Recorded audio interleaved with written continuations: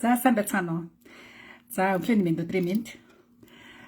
За өнөөдөр би та хэдэнд нэлээд дээр амласан те Европын холбооны улс те Европод ер нь амьдарч байгаа монголчууд маань банкны асуудал ерөөсөн нэлээд бас сонирхол татах асуудлын нэг. Яг бол удаан хугацаагаар Европод амьдарч байгаа улсууд бол ерөөсөн банк санхүүгийн мэдхээс гадна ер нь тухайн орны банкуудын асуудлыг бол бас нэлээд мэдрэхтэй байхад бас илүүдэхгүй.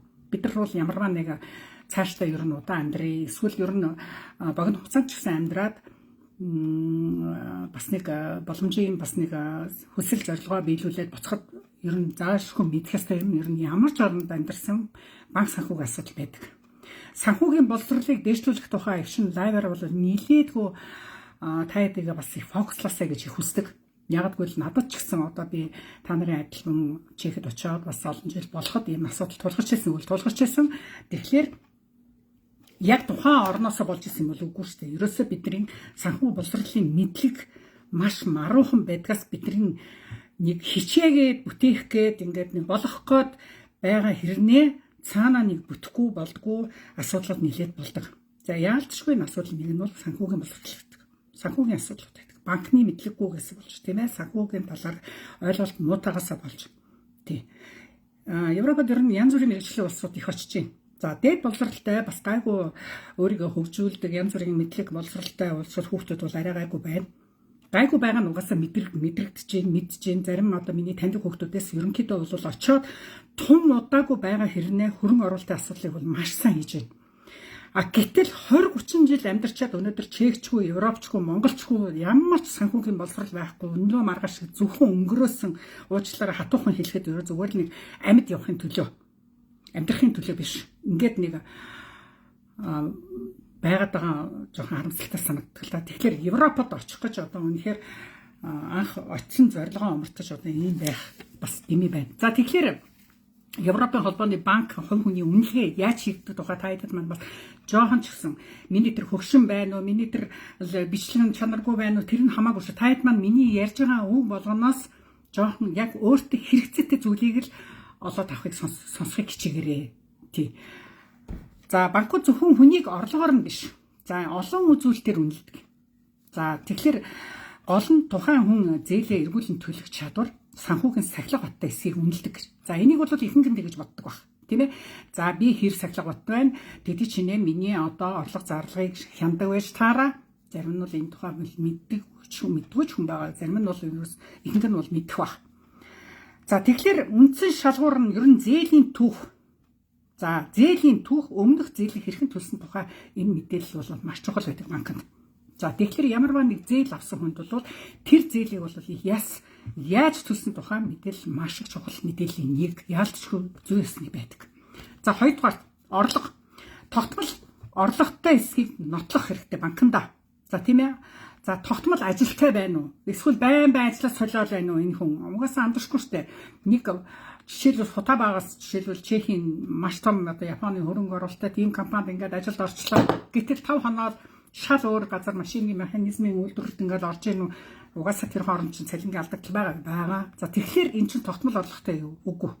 Тогтмол орлоготой гэж үзэхгүй. Тэгэхээр олон ажил солих ямар хор уршигтай байдаг тухай би чинь бас таатай бас ярьдаг тийм ээ. За 3 дугаарт өрийн ачаалал. Орлоготой харьцуулах өрийн хэмжээ гэж байдаг. За тэгэхээр өрийн ачаал. Өрийн ачааллыг зөвхөн одоо нэг банкны зээл дээр тооцохдохгүй. Та зохих хэмжээний банк гэдэг чинь тэнд биш шүү. Зохих хэмжээний нэг хүнээс байнга мөнгө зээлээл тэрийгээ тэгээд буцааж өгч байгаа нь угаасаа харагдчихэйдэг.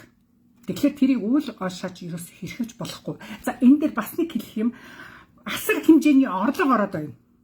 Татвар төлж байгаа орлого мөн үү биш үү? За энийг бас би дээр бас л ярьж ирсэн. Тэгэхээр энийгээ бас та хэд маань маш ухаалгаар зохицуулах хэрэгтэй. За буцаагаад боо цөл пал хийдэл оруулаад цөл пал хийдэл гаргаа авчдаг. За энэ хаанаас ямар мөнгө ороод хааш нь ямар тэр тухайн оруулж байгаа хүний дансыг хүртэл шалгах ийм тогтолцоо одоо улмал нэрийн болоод байгаа штэ. За 4 дугаар дансны ашиглал цалин тогтмол ордог дансны хөдөлгөөн. За энэ мэдээж хэрэг орлого зарлах. Тийм ээ? Орлого, зарлага хэрхэн хийгдэж байгаа тухай. За нэг газар хэр их удаан ажилласан. За энийг би түрүүн бас хэллээ. Энэ бас л том нөхцөл. Хэд удаан ажиллах тусам нэг газараа удаан ажиллах тусам бол энэ бол бас боломжийн бас үзүүлэлт гэж тооцогдно. За тэгээд мэдээж хэрэг барьцаа хөрөнгө. За барьцаа хөрөнгө энэ хүн барьцаад хөрөнгөтэй юм уу гэсэн. За тэгээд гадаад байгаа монголчууд нэ за миний бодлоор бол ер нь бол сүүлийн үед харин яг нэг орон сууцны авч байгаа боловч тэр хүн орон сууцтай мэд боловч төлөлтөө 100% хийгээгүй хипотекаар авч байгаа бол энийг бол таны хөрөнгө тооцохгүй. Мэдээж хэрэг тэр мөнгө төгрөгөө төлөө дуусны дараа өөрийнх нь нэр дээр шилжүүлсний дараа ч гэдэг юм уу те тэгэх юм бол энийг барьцаа хөрөнгө гэж тооцно. Тэрнээс биш таны машиныг бол хөрөнгө тооцохгүй. Актив пассив хоёрын ялгааг бол та нар бол бас зөх хэмжээний мэддэг байх гэж. Мэдгүй энэ тухай сайн мэдхийн төлөө байгаараа. Энэ тухай би чинь бас актив гэж юу юм, пассив гэж юу юм, пассив орлого, актив орлогын тухай би та хэд бас хөрхөн юм яриад өгчнө. Энэ бас их мэдмээр юм билээ шүү. За тэгээд зээлийн оноо. За миний хамгийн гол фокуслох гэж байгаа юм өнөөдрийн яриан дээр зээлийн оноо буюу кредит стори гэж байгаа. За хувь хүний эслийг үнэлдэг оноо. За хэрвээ энэ оноо чинь ерөнхийдөө Европт байгаа бүх банкудад байдаг кредит стори гэж байгаа. За тэгэхээр энэ нь өндөр байх тусам зээл гарах магадлал маш өндөр байдаг. За кредит стори үнэхээр fine 100% байдаг улсад бол стартап банкуд зүгээр маа гэж өгөөд байхыг л хичээнэ. Үнэхээр сахилгатай, үнэхээр бүх үнэлгээнүүд нь сайн тэр түүх төлөлт зээлийн төлөлт буцаа олголт орлого зарлага файн байгаа үнийг мэдээж хэрэг өөхийг л бодож шүү дээ тийм ээ. За тэгэхээр энэ кредит стори гэдгийг бол хүн болгон ер нь ганц Европод ч биш шүү дээ. Ер нь бүх л оронд адилхан Монголд маш их адилхан энийг маш өндөр байлгахыг маш хичээх хэрэгтэй. За та эн чин будаа бол та будаа таны одоо банкт таны ерөөсөө танихгүй мэтэл байх бах. Тийм. За ер нь бол зөвхөн дээр үед хар данс гэж ярьдаг байсан шүү дээ тий. Хар данс, хар жагсаалт гэж ярьдаг байсан. Одоо бол илүү зээлийн оноонд суурилсан юм үнэлгээр рүү одоо манай Монгол маань ч гэсэн шилжсэн байгаа юм билээ. Тий. За хэдэн онд яаж шилжсэн тухай Монголын тухай бол их чинь нэг фокус ярьдаг болохоор та хэд маань Европын маань тухай ярил Европын амьдралын тухай илүү их фокуслдаг болохоор одоо энэ кредит сториг бол одоо манай Монгол банкуд ч гэсэн энийг баримталж байгаа. За банк таны одоо зээл авах гээд банкн дээр очиход таны энэ гой сайхан ярин уран донгодох би хугацаанд төлн тийм ч юм тэр авах гэж байгаа ингээл тийм ч бизнес хийж байгаа тийм ч ашиг олно гэдэл ингээл төлөвлөгөөгөө бариад ийм гой уран сайхан донгодох бол нэг сон биш ээ. Энэ бол нэгтэй баг та илүү хичээж ийн гэсэн үг. За яг зарим нь бол мэдээж ярилцлага авдаг. Авах ч ёстой байх. Тэгэхээр санхүүгийн таны дадлыг л үнэлнэ. Гол нь таны данс гэдэг чинь ерөөсөө таны нэрийн хуудас гэсэн үг. Таны нэрийн хуудас танаас илүү юмыг өгүүлнэ. Таны данс. Данс хөтлөлт таны дансаа хэрхэн зарцуулж яаж барьж байгаа тэр соёлч нь чиний тухай банкнд 100% мэдээлэл өгнө. Тэрнээс та гоё сайхан байна уу, та хөөрхөн байна уу, та гоё өндөр нуруутай байна уу, та гадаад олон орны хэлтэй байна уу, падли байхгүй. За тэгэхээр өнөөдрийн банктай харьцах зөв зуршлыг хурдан суралцаж маргаашийн боломжийг нээх хэрэгтэй гэж байгаа. За энэ ч л хамгийн бидэнд хэрэгцээтэй зүйлийн нэг. Танд өнөөдөр банк хэрэггүй байж болох уу? Тэгээд нэг замбраагүй хэрэглээд ашиглаад авах үгүй шүү минь төнөр. Та нарт маань цаашдаа бас удаан хугацаагаар боломжийн юм хийж бүтээ. Мэдээж хэрэг өнөөдөр ажил төрөл хийж байгаа ч гэсэн маргааш бизнес руу орох боломж гарах уу гарна. Хуваар би хөдөлмөр эрхлэх үү эрхлэн. Том олон улсын зах зээл рүү гарах уу гарна. Тэр болгон чинь таны данс хэрэгтэй юу? Заавал хэрэг болно шүү. Тийм учраас өнөөдөр минь одоо банктайгаа харьцах сахилга батал дэвшлүүлэх тухай би өнөөдөр та хэдийн нэлээд том мессеж аваасаа гэж л хүсэж байгаа. Тэгэхээр өнөөдрөөс эхлээд хэлдүүлээ гаргадаг 7 алдааг ерөөсөө шууд зогсооё. Стоп. За энэ дэр юу ах вэ? Нэгдүгээр дансаа үргэлж 0 руу оруулдгийг шууд зогсооцгоо. Хүүхдүүд минь энэ бол ерөөсөө хамгийн том дутагдал, хамгийн түгээмэл гардаг алдагийн нэг шүү. За цалинбуулаа нэг мэтгэд ерөөсөө нөгөө банктайгаа хийсэн сар болгоны банк төлөлтийн нөгөө нэг 100 кроноч үлдээхгүй. Хуу хаа хамаад Монгол руу явуулчихдаг. Хуу хаа хамаал зээл өгчдөг. Хуу хаа хамаал хүмүүсийн өөрийг тараачдаг. Дараа чи маргааш цалин дахиад цалин буухад 30 хоногийн зай байгаад байдаг. Яаж амьдрна гэмээр ийм байдалтай байж хэрхэж болохгүй шүү. За тэгэхээр дансаа 0 болгохыг бол шууд зогсоох хэрэгтэй. За хэдүүлээ энэ дэр аюу сан хичээнэ. Аюу сан хичээ.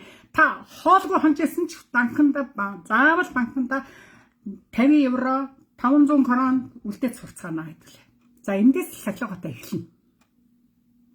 Хоёрдугаар Хугацаагаа бүү хэдрүүлнэ. За хэрвээ та ямарваа нэг зээл авсан бол хугацаагаа хэрхэвч хэдрүүлж болохгүй шүү. За энэ дээр бол бас хатуу зарчимтай ажил сурна. Өөрийгөө одоо сургана. Ханан дээр бичжилтэй ажил төрөл хийсээрэл нэг мэтгэл хоног өдөр аюу амархан өнгөрчдөг байхгүй. Тэгэхээр тэр хугацаа хэтрэлтийг бол ерөөсөн манайхан унтаж хитэж ажилдаа явсараа л хугацаа нэг мэтгэд нөгөө банкны зээлийн төлөлт болцсон байдаг. Яана би нэг хоног хэтрүүлж, яана би 10 хоног хэтрүүлсэн. Асуудал гардаггүй. Гардаг штеп. Тэгэхээр хідүүлээ. Ялангуяа мартадаг улсууд бол зүгээр хан дээр бичээл миний зам зүгээр л тэр банкны зээл авсан л бол та тэр зээлийн графика зүгээр хан дээр наач. Жорлондоо наач, байны өрөөнд наач. Төдөн сарын төдөн анхаар болгоомжтой хугацаа хэтрэлт гэдэг ч юм уу. За тэгээ англи хэл сурч байгаа англиар бичээд наа. Орос хэл сурч байгаа орос хэлээр бичээд наа. Чех хэлээр бичээд наа. Тэгжээж өөртөө байнга сануулна гэсэн үг. Байнга сална. Нэгдүгээр юу сануулдаг вэ? Би зээлтэй хүн шүү. Би илүү хичээх ёстой. Хоёрдугаар би сахилга батыг өөртөө дадал суулгаж байгаа. Гуравдугаар би хугацаанд төлөх ёстой. Дөрөвдүгээр би банкнда итгэл их үнэмшлийг төрүүлснээрээ маргаашийнхаа ирээдүйд би замаа цэвэрлж аваа. Ерөөсөө л энийг ойлгочих маш амархан. За, дараагийн алдаа. Зэрэг бүү хүсэл гаргалдаа. Нэг банкнаас зээл авчихгуудаа дараагийн банкнд очиод эсвэл нэг хувь лизинг рүү гүйж очиод эсвэл нэг хувь найзаасаа гүйж очиод 70 мөрийн налгацаараа зээл аваад ингээд нэг мэтгэд засаг замбраагууд өрийн сүлжээнд орсон. Өрийн сүлжээнээс гарах аюу хэцүү шүү. Тэр аалт шиг ингээд татцсан сүлжээнээс та ганцаараа байгаад идэг. Тэр олон сүлжээг нэг нь огт шайлсал нөгөөдөл нь урагд ихсчлээд. Тэгэхээр тэр өрийн сүлжээнээс та хэд маань маш болгоомтой посоор гэж яддаг чехүүд тэр үл тэ маш германаар Achtung ерөөсөө хамгийн гол нь тэр өрийн сүлжээнээс маш өөрийгөө хамгаалах хэрэгтэй. Нэгийгээ давтаж дараа чинь зээлийг хийхгүй. Өрийг өрөөр дарахгүй. Өрийг чи цалингасаа дар. Тэрнээс биш найзаасаа өр аваад нөгөө найзаасаа зээл аваад тэгээд нэгийнхаа найзынхаа өрийг дарах гэж ийм нэг юм өөрийгөө хуурсан ур тормоог авч хой тормоогоо нөхнөө гэж манай монголчууд маань ярьдаг ш. Тэр асуудлыг хэдүүлээ таслан зогсоох хэрэгтэй. Өрийн сүлжээнээс байнга хол яв. За дараачийн алдаа гэрээний нөхцөлийг сайн уншиж танилцдаггүй. Зээл авлаа шууд шүүгэнийхээ дээр авч хайчдаг. Уучлаарай та гадаадад амьдарч байгаа хүн гадаад хэл дээр бичсэн банкны өөр зээлийн асуудлыг та өөрөө хагас дутуу ойлгоод за дээр нь транслейт ашиглаад орчуулсан транслейт нь перфектний биш штэ төгс биш.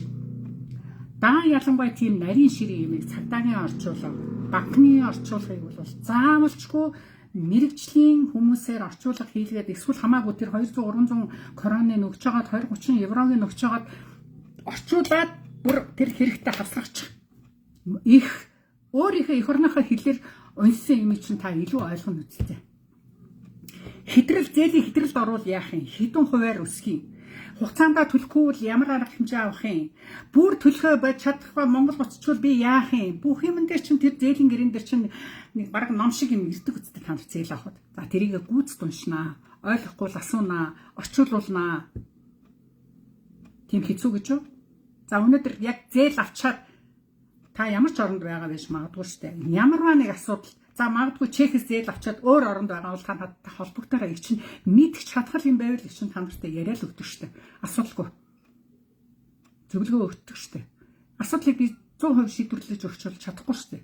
Тэгтээ санаа өгч зөвлөгөө өгөх одоо мэдэх юм байвал мэдхгүй юм бол тэр мэддэг хүнээс нь асуу гэд хэлээд явуулна. За тэгэхээр зэрэг хүсэл битгий гаргаач ээ. Гэрээний нөхцөлийг сайн уншаач ээ. Энэ дутуу танилцснаасаа болж ямарваа нэг гэрээний нөхцөл энэ бол байрны гэрээч адилхан шүү дээ. Хөдөлмөрийн гэрээч адилхан. Банкны гэрээ бол бүр илүү анхаарал татах асуудал. Тийм ээ? Заавал танилцаж уншиж танилцнаа. Тэгжээж гарын үсэг зурнаа. Чамайг алнаа гэж бичсэн юм. Чи гэрээгээ төлөхгүй бол чамайг алнаа гэж бичсэн бол чи тэгдэг гэж гарын үсэг зурчаад хэдэн корона хэдэн евро зээлэд авчихсан байдаг. Тийм үстэй. Тэгэхээр та гэрээгээ заавал минь зөвнөр битээ залхуураарай. Гэрээ даа ялангуяа их хэмжээний даа ялангуяа хипотекийн зээлэн дээр бол маш сайн гэрээтэй танилцчихж бурхан минь тэгжээж зөвшөөрөө. Үнэхээр би барах юм уу энийг гэдгийг маш сайн судлаарай. Тий. Эрсдлээ сайн дооцолж яаж. За дараагийн бид нар гаргадаг асуудал. Хуримтлалгүй санхүүгийн боловсралгүй байхаа болцгоё.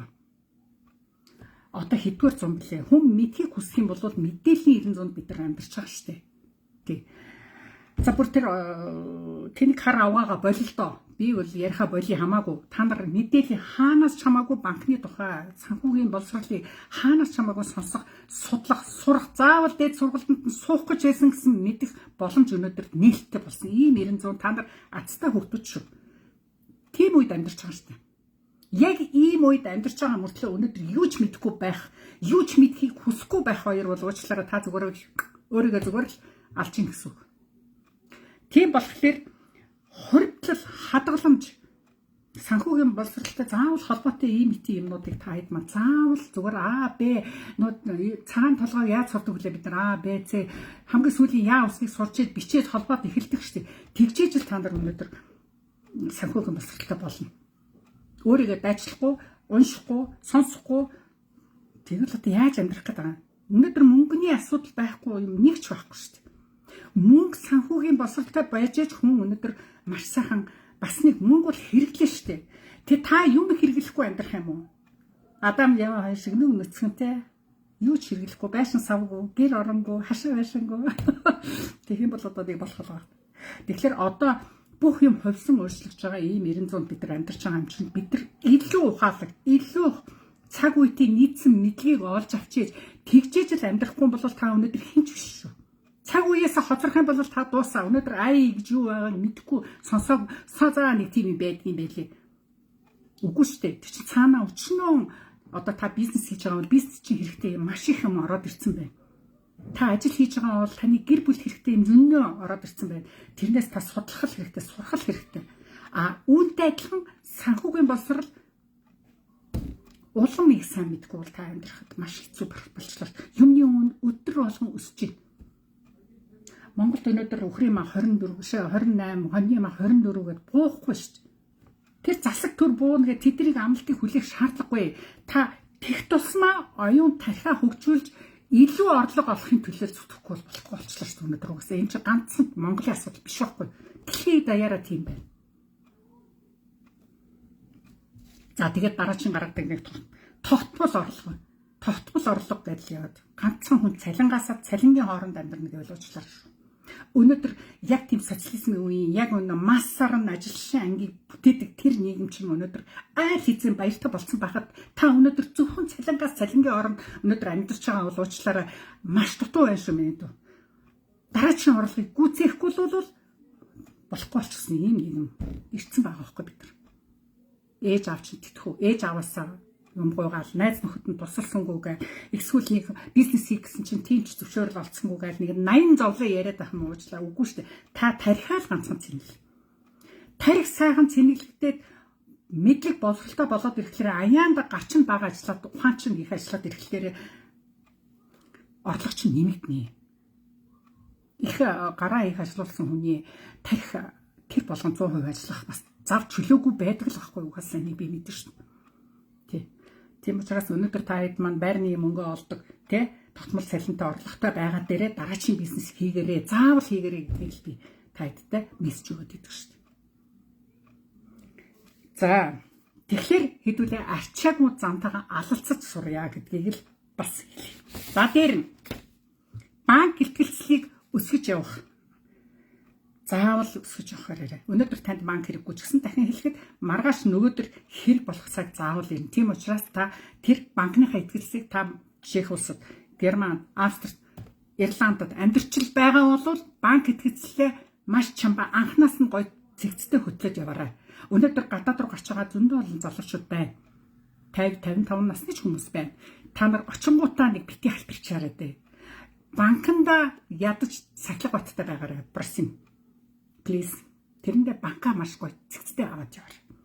За, кредит стори хамгаалж юм гэсэн үг шүү. Тэр чинь тийм ээ. Кредит стори таны банка хөтөлсөн тэр орлого зарлага хөтөлж байгаа байдлаа маш цэгцтэй аваад явах юм бол таны кредит стори өснө. Тийм ээ. За, улс бүр өөрийн зээлийн мэдээллийн системтэй мэдээж хэрэг. Тийм ээ. Тэгэхээр үнэлгээний байгууллагатай гэсэн үг. За жишээ нь Чехэд бол BRKI, NRKI гэсэн үнэлгээ хийдэг юм байгууллагыг та нар сонссон баг. Тийм ээ. За Германд бол Schufa гэдэг байна. Дандаа юм товчлсон нэрүүд шүү. Тэ зээлийн үнэлгээ өгдөг. За Англид бол жишээлбэл Experian, Equifax гэх TransUnion гэж байдгийн байна. Ингээд дандаа эдгээр болохоор зээлийн тайлан гаргадаг ийм компаниуд байдгийн байна. Тэ тэгэхээр банк болон улс орон болон өөрийн гэсэн зээлийн үнэлгээний одоо байгууллагатай. За тэд нар бол үнэхээр ажлаа бол янзын хийдэг угаасаа ойлгомжтой.